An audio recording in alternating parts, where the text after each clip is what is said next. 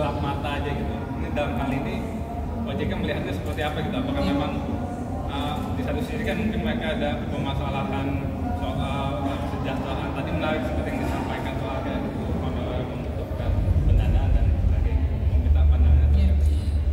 Mungkin terima kasih ya teman-teman media sudah hadir pada hari ini. Saya bersama dengan Pak Tobib dan Pak Romadi dari Kementerian Pendidikan Nasional dan juga dari Kementerian Agama. Mungkin bingung kenapa kok ada Kementerian Agama ya?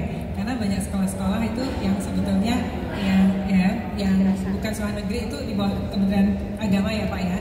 Dan saya dengan beberapa pejabat OJK, Mas mesti dibedain bahwa guru itu berpendidikan tapi belum tentu paham tentang edukasi keuangan. Jadi kalau boleh kita sampaikan, education itu beyond akademik aja, tapi harus tentang misalnya tadi pendidikan karakter dan ilmu-ilmu kehidupan. Salah satunya mungkin tentang keuangan.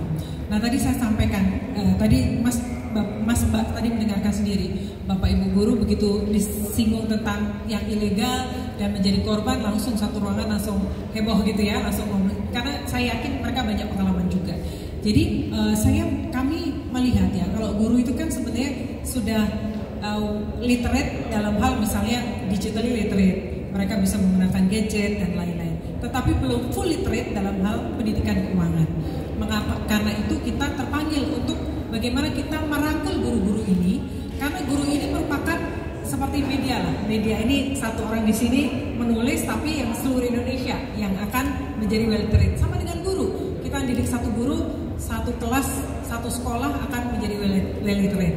Nah tadi menjawab pertanyaan Mas ya, jadi mereka mungkin berpendidikan dalam matematika, ya, pelajaran bahasa dan lain, tapi untuk keuangan belum tentu semuanya paham tentang keuangan, apalagi produk dan jasa keuangan dan juga berbagai hal yang terkait dengan aktivitas keuangan ilegal.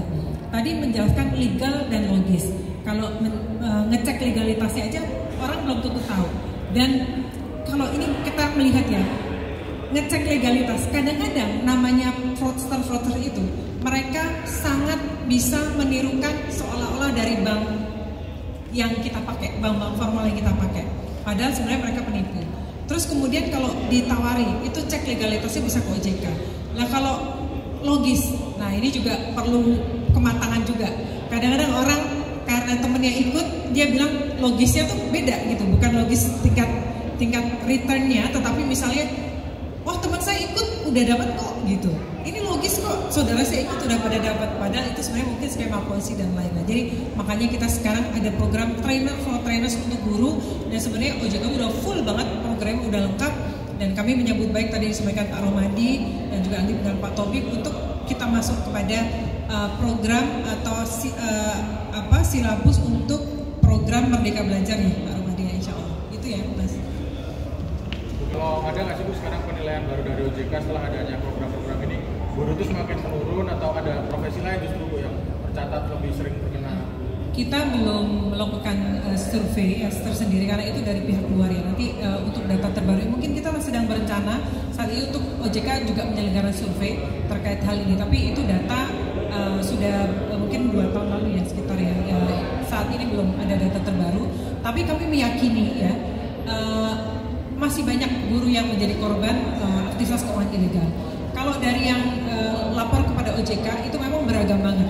Mulai dari masyarakat umum ya, guru, kemudian pelajar juga banyak, ini terutama mahasiswa-mahasiswa. Ini udah banyak kebutuhan ya, konsumtif ya, seperti itu mulailah mereka terjerat kepada pinjol-pinjol ilegal dan juga aktivitas keuangan